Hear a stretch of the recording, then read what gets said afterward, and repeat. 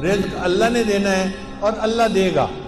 رزق کے بارے میں پریشان نہ ہوا کریں کہ جی کہاں سے آئے گا.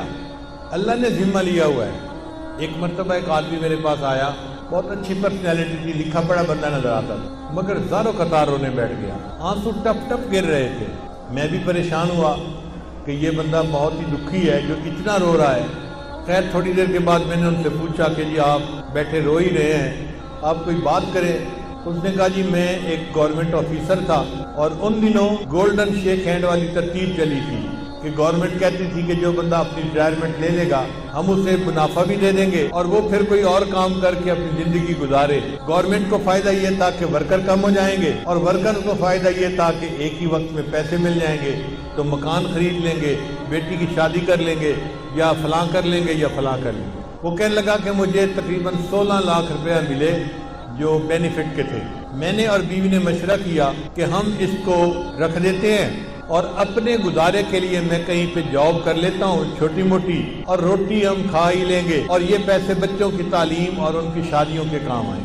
کہنے لگا کہ میرا ایک دوست تھا, میں نے کئی باتوں میں اس کو بھی بتا بیٹھا کہ مجھے گورنمنٹ سے 16 لاکھ ملے ہیں اور میں نے رکھ دیے ہیں. اب وہ بندہ میرے پیچھے پڑ گیا کہ ایک کاروبار ہے اور بڑا نفع ہے اس میں, بڑا فائدہ ہے اس میں, بڑا فائدہ ہے, اور اگر تم پیسہ لگاؤ تو محنت میں کروں گا اور تمہیں گھر بیٹھے بٹھائے پیسے مل جائیں گے. کہتا ہے کہ مجھے ڈر تھا کہ نہیں, تو میں اس کو نہ کرتا رہا. بالآخر ایک دن میری بیوی نے پوچھا کہ کیا مسئلہ ہے, تم کسی گہری سوچ میں ڈوبے نظر آتے ہو, کیا پریشانی ہے؟ تو میں نے اسے بتا دیا کہ میرا ایک دوست ہے وہ مجھے کاروبار کے لیے کہہ رہا ہے. بیوی نے مشورہ دیا کہ آپ ایسا کریں کہ اس کو 16 لاکھ نہ دیں, اس کو 8 لاکھ دے دیں اور دیکھیں 8 لاکھ کا وہ آپ کو کیا فائدہ دیتا ہے, پتہ چل جائے گا 1 سال میں. تو اگر نقصان ہونا ہوا تو آدھے پیسوں میں ہوگا, پورے پیسوں میں تو نہیں ہوگا نا. کہتا ہے مجھے بات اچھی لگی اور میں نے 8 لاکھ روپے اس بندے کو دے دیا. اس بندے نے کہا تھا جی آپ کو ہر مہینے 25-30 ہزار مل جایا کرے گا. اب ہر مہینے کی پہلی تاریخ کو وہ ہمارے گھر آ کے کیش یا چیک کو دے دیتا. میں نے ایک چھوٹی موٹی جاب شروع کر لی اور ہمارا گزارا بہت اچھا ہو گیا.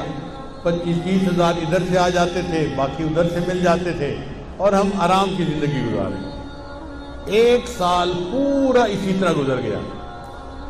تو میری بیوی نے کہا کہ یہ تو بڑا اچھا کاروبار ہے کہ جس میں اتنے پیسے دینے سے ہمیں ہر مہینے اتنے پیسے مل جاتے ہیں. سال گزرا تو میرے دوست نے کہنا شروع کر دیا کاروبار تو بہت اچھا ہے لیکن ہم نے پیسے تھوڑے لگائے ہیں, اگر اور زیادہ لگا دیں تو اور نفع ہو جائے گا. میں نے بیوی کو بتایا, اس نے کہا ہم نے 1 سال آزمایا ہے, دیکھا ہے شریف آدمی ہے, اچھا آدمی ہے, وعدہ پورا کرتا ہے, تو آپ اس کو باقی بھی پیسے دے دیں. کہتے ہیں میں نے اس کو باقی 8 لاکھ بھی دے دیے. اب باقی 8 لاکھ دینے کی دیر تھی, اس نے تو نگاہیں بدل لی, فون میں بات کرنی چھوڑ دی. میں مصروف ہوں, ابھی کال نہیں لے سکتا, میں بعد میں کال کروں گا, میں یہ کروں گا, میں وہ کروں گا. اور جو ہر مہینے پیسے دیتا تھا وہ بھی اس نے ڈیلے کرنا شروع کر دیے. پہلی تاریخ کے پیسے 10 تاریخ کو دیے, پھر دوسرے مہینے اس نے 20 تاریخ کو پیسے دیے, اور تیسرے مہینے مہینہ ختم ہو گیا اور پیسے دیے ہی نہیں. اب میں نے اسے فون کیا, بھئی آپ ہر مہینے پیسے دیتے تھے تو ہمیں گھر میں خرچے میں تنگی ہو رہی ہے, آپ پیسے نہیں دیے اس مہینے. اور جی میں نے آپ سے بات کرنی ہے, میں 2 بندوں کو لا کے آپ سے بات کروں گا. اب بات اس نے کیا کی, اس نے کہا جی کہ مجھے تو کاروبار میں نقصان ہو گیا ہے اور 16 لاکھ کے 16 لاکھ ختم ہو گئے ہیں, تو میرے پاس تو پیسہ ہی نہیں آپ کو دینے کے لیے.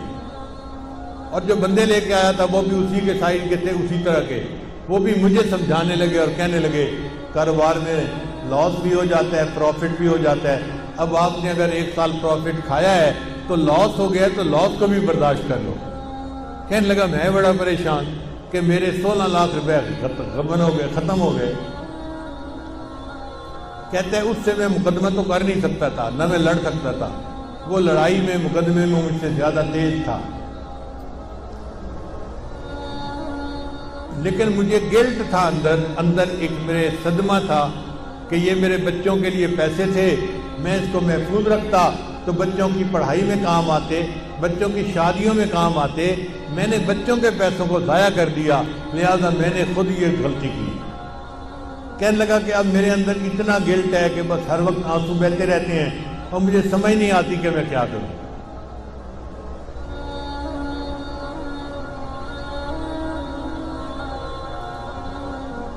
اس کی بات سن کے مجھے بھی بہت دکھ ہوا کہ ایک شریف آدمی اذیت میں مبتلا ہو گیا۔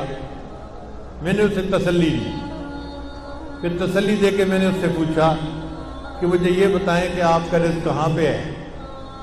کہنے لگا کیا مطلب؟ میں نے کہا آپ کا رزق زمین میں ہے یا آسمانوں میں ہے؟ کہتے جی آپ بتا دیں۔ میں نے کہا اللہ تعالیٰ فرماتے ہیں وَفِي السَّمَاءِ رِزْقُكُمْ، اور تمہارا رزق آسمانوں میں ہے۔ تو جب ہمارا رزق آسمانوں میں ہے تو ہمارا رزق کوئی ہتھیار نہیں سکتا، کوئی چوری نہیں کر سکتا۔ جو ہمیں پہنچنا ہے وہ اللہ پہنچا کے رہے گا۔ اگر کسی نے پہنچانے میں بددیانتی کی تو اللہ دوسرے ڈاکیے کے ذریعے سے پہنچا دیں گے، کسی اور طریقے سے پہنچا دیں گے۔ اللہ اس پر قادر ہے کہ اس کو پہنچائے۔ اس کو تھوڑا تسلی ہو گئی۔ میں نے کہا کہ دیکھیں آپ کا رزق تھا، اگر کسی نے آپ سے بددیانتی سے لے لیا آپ فکر مت کرو، اللہ آپ کو آپ کا رزق دوبارہ دے دیں گے، آپ پریشان نہ ہو۔ اب اس کا جو رونا تھا وہ بند ہو گیا، ذرا تسلی ہو گئی۔ میں نے اسے بیت کے کلمات بھی پڑھا دیے اور اس کو کہا کہ بس اپنے دل سے معاف کر دو اور یہ عہد کرو کہ یا اللہ اس نے میرے ساتھ بددیانتی کی، میں زندگی بھر کبھی کسی کے ساتھ بددیانتی نہیں کروں گا۔ اس نے یہ بھی وعدہ کر لیا۔ پھر میں نے کہا اچھا یہ بھی میرا وعدہ کرو کہ جب اللہ آپ کو آپ کی ضرورت سے زیادہ پیسہ دیں گے تو آپ زکوٰۃ پابندی سے ادا کریں گے۔ اس نے یہ بھی وعدہ کر لیا۔ لو جی میں نے دعائیں دے کے اس کو رخصت کیا۔ رخصت ہوتے ہوئے مجھ سے پوچھنے لگا حضرت اب میں کیا کروں؟ میں نے کہا کہ بھئی آپ کوئی ایسا کام شروع کریں جو پیسے کے بغیر ہوتا ہے، اللہ برکت دے دیں گے۔ تو ہنس پڑا، حضرت پیسے کے بغیر تو کام کوئی نہیں ہوتا۔ میں نے کہا سوچیں کوئی نہ کوئی کام ایسا نکل آئے گا، چاہے مزدوری کیوں نہ کرنی پڑے۔ لو جی وہ گیا اور اس نے گھر جا کے بیوی کو بتایا۔ اس کی بیوی کا غم بھی ختم ہو گیا کہ ہمیں ہمارا رزق اللہ دے دے گی۔ پھر بیوی نے اس کو مشورہ دیا، ہم دیہات میں رہتے ہیں اور یہاں جو کسان ہوتے ہیں نا یہ کھاد خریدتے ہیں شہر سے، اور ان پڑھ ہونے کی وجہ سے ان کو پتہ ہی نہیں چلتا کہ یہ کھاد کون سی ہے اور کون سی نہیں ہے۔ تو آپ اگر شہر کی کسی کمپنی سے کھاد کی بوریاں کریڈٹ پہ لے کر آئیں اور ان دیہاتیوں کو یہاں بیچ دیں پروفٹ رکھ کے، تو پھر پیسے آپ واپس کر دینا اور کچھ آپ کو نفع مل جائے گا۔ لو جی یہ بندہ کھاد کی کمپنی کے پاس گیا ملتان میں، ان سے بات کی کہ مجھے جی آپ 10 بوریاں دے دیں کریڈٹ پہ، میں آپ کو پیسے مہینے کے اندر واپس کر دوں گا۔ وہ کہے جی ہم تو آپ کو نہیں جانتے، ہم آپ کو کیسے دے دیں؟ یہ کہے جی میرے کاغذات دیکھو، میں اتنا آفیسر تھا گورنمنٹ کے اندر، یہ بھی مجھے جانتا ہے، یہ بھی جانتا ہے، یہ بھی جانتا ہے۔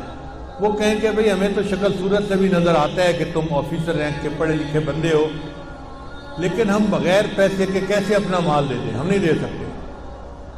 اب یہ بیچارہ روز جائے اور روز ان کی منت سماجت کرے کہ آپ لوگ میرا کام شروع کروا دیں۔ جو مینیجر تھا نا وہاں کا وہ ذرا رحم دل بندہ تھا، اس کو رحم آ گیا۔ ایک دن وہ کہنے لگا دفتر والوں کو کہ بھائی اس کو 10 بوری کریڈٹ دے دو اور گارنٹی میری ڈال دو، اگر اس نے پیسے نہ بھی دیے تو 10 بوری کے پیسے میں ادا کر دوں گا کہ چلو مجھ سے غلطی ہوئی، لیکن اب اس بندے کو 10 بوری دے دو۔ اس بندے کو 10 بوری مل گئی، یہ لے آیا، اس نے آ کے کسانوں کو بیچی، ہر بوری پہ 50-50 روپیہ اس نے نفع رکھ لیا، تو 10 بوری کا اس کو اچھا بھلا فائدہ ہو گیا۔ چنانچہ پھر یہ 10 کی جگہ 20 بوری لینے لگ گیا، پھر 30 بوری لینے لگ گیا، پھر 50 بوری کرتے کرتے ایک وقت آیا کہ کمپنی والوں نے کہا جی ہم آپ کو پورا ٹرک کریڈٹ پہ دے دیتے ہیں۔ اب اس نے کریڈٹ پہ ٹرک لیا اور لوگوں کو تقسیم کی کھاد اور ان سے پیسے لے کے واپس دے دیے۔ پھر 1 ٹرک سے 2 ٹرک اور 3 ٹرک اور ٹرکوں میں کام شروع ہو گیا۔ اللہ کی شان دیکھیں، کوئی 6-7 سال کا عرصہ گزرا ہوگا، یہ بندہ ایک دن میرے پاس واپس آیا، مجھے کہتے ہیں الحمدللہ حضرت آج میں 16 کروڑ کی پراپرٹی کا مالک ہوں۔ 16 لاکھ اس کے ضائع ہوئے تھے، اللہ پہ توکل کی، اللہ نے برکت رزق میں ایسی دی کہ 16 کروڑ کی پراپرٹی کا وہ مالک بنے۔ تو ہم کیوں اس معاملے میں شک میں پڑیں یا اپنے دل میں حرام لگائیں؟ دل میں تسلی رکھیں، اللہ نے جو ہمیں دیا ہے وہ اللہ نے ہمیں پہنچا کے رہنا ہے۔ جب اللہ نے پہنچا کے رہنا ہے تو ہم حرام کی طرف کیوں ہاتھ بڑھائیں؟ اس لیے جو چیز شک میں ڈالے اس کو چھوڑ کے اس طرف آ جاؤ جو چیز شک میں نہیں ڈالتی۔ اللہ تعالی ہمیں ایسے صاف پاک معاملات کرنے کی توفیق عطا فرمائے۔